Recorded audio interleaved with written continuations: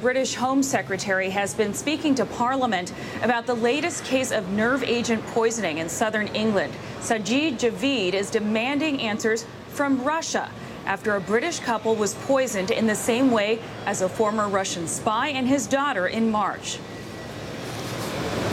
The eyes of the world are currently on Russia, not least because of the World Cup. It is now time that the Russian state comes forward and explains exactly what has gone on. Let me be clear. We do not have a quarrel with the Russian people. Rather, it is the actions of the Russian government that continue to undermine our security and that of the international community. We will stand up to the actions that threaten our security and the security of our partners. It is completely unacceptable for our people to be either deliberate or accidental targets, or for our streets, our parks, our towns to be dumping grounds for poison. I want to bring in Nick Robertson, live for us in the town where the couple was found, Amesbury, England. Nick, you heard the British Home Secretary there already fingering and implicating Russia. Is there any evidence of Russian involvement at this point? And what's the latest on the investigation? Well, he didn't provide specific evidence of Russia's involvement. What he did say, and we heard this from the police last night, that it was Novichok.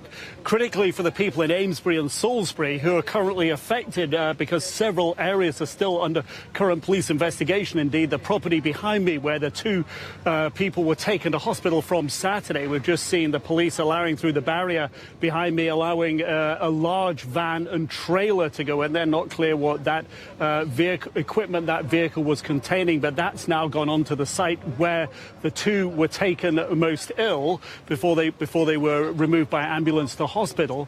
So the concern that is not been laid to rest by what we've heard from the British Home Secretary is that he cannot say with certainty whether or not this was the same batch of Novichok that this latest poisoning would be directly linked to the previous poisoning.